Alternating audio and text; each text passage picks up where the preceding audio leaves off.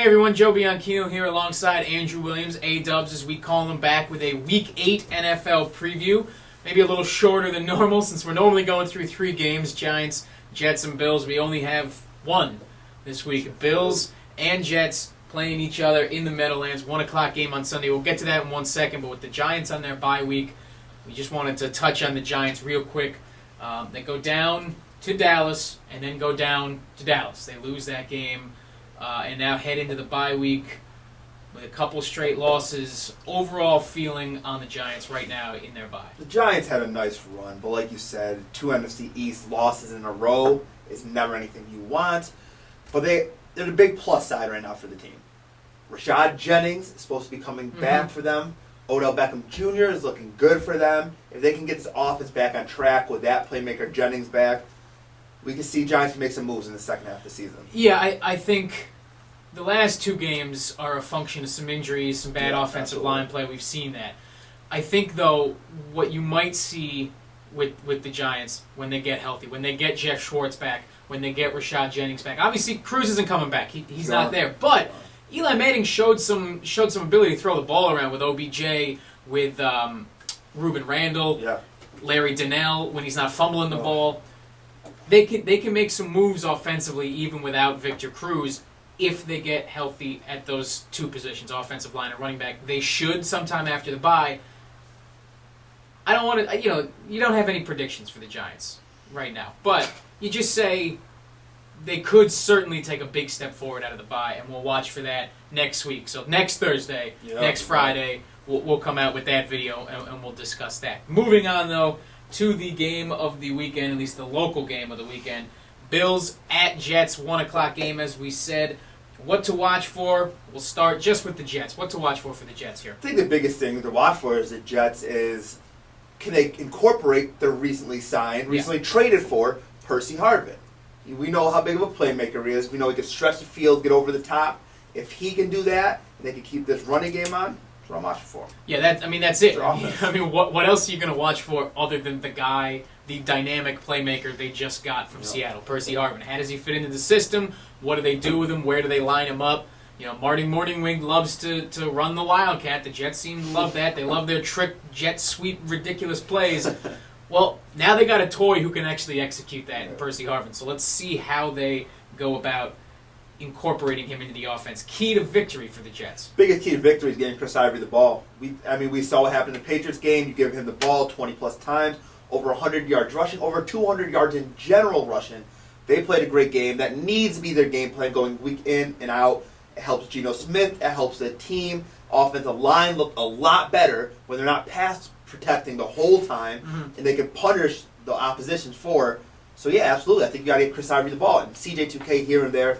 But I think Chris Ivory's become your primary back. Oh, he's absolutely been the best back on that team. CJ2K's been a ghost of himself since he joined the Jets, outside of, one good game, week 1. My key is a little more macro, just no mistakes. No mistakes if you're the Jets. The Bills, the Bills have the better record here, but they've beaten, the Vikings. They've beaten they've won a weird game against the Lions.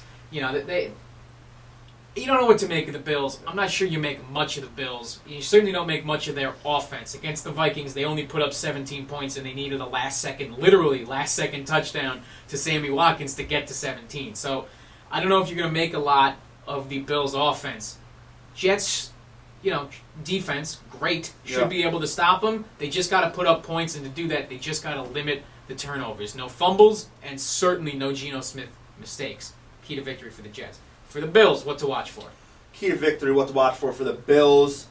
Going to have to say, how can they replace Fred Jackson and C.J. Spiller?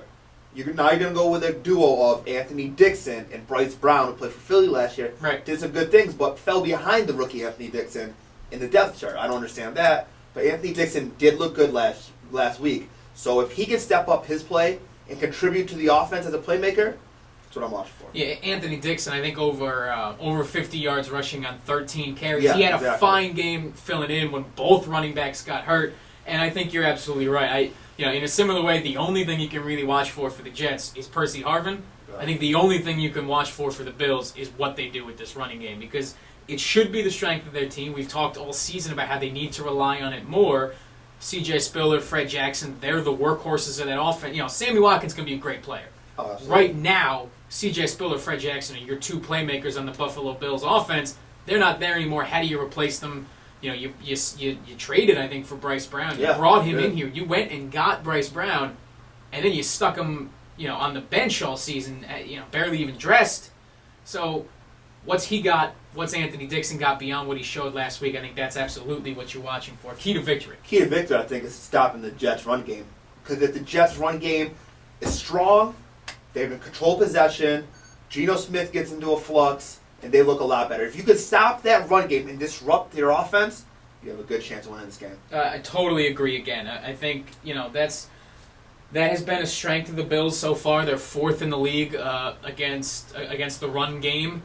I think that's where you have to look, you know, try and make the Jets one-dimensional. If you're going to do that, stuff the run, try and make Geno Smith have to beat you with his arm. Can he do that? He might be able to, but he might throw 4 picks, 3 of them in the red zone, and destroy his team's shot of winning. So I think that is where it starts and ends for the Bills in terms of key to victory. Your prediction for this game? You know, this is a tough one, actually. So what? We were just talking about it, going back and forth a little bit. And I think I'm gonna have to go with the Jets. As bad as the Jets have looked, I still have zero faith in Kyle Orton leading my team. He stares down the camera just Zero for emphasis. faith in Kyle Orton. He got lucky the last couple wins. And last week was against Minnesota. I mean, come on, let's be real. It's Minnesota. Teddy Bridgewater isn't that good right now. Cordell Patterson couldn't get the ball in his hands. They have no running game. It was Minnesota. I'm going with the Jets right now. 21-14. Yeah, I think the Bills are 4-3, second in the AFC East. The Jets are 1-6, fourth in the AFC East. I don't think there's as big a gap between those two as the record suggests. I think the Bills are pumped up a little bit. They've got some wins. I mean, look, they've got some wins. They went into Soldier Field week 1 and beat the Bears. I mean, they beat the Dolphins, who have come on lately. They beat Detroit in Detroit. Detroit's not a bad team. That was a weird, fluky game. There were a lot of injuries for Detroit in there. But, I mean, the Bills have got some wins.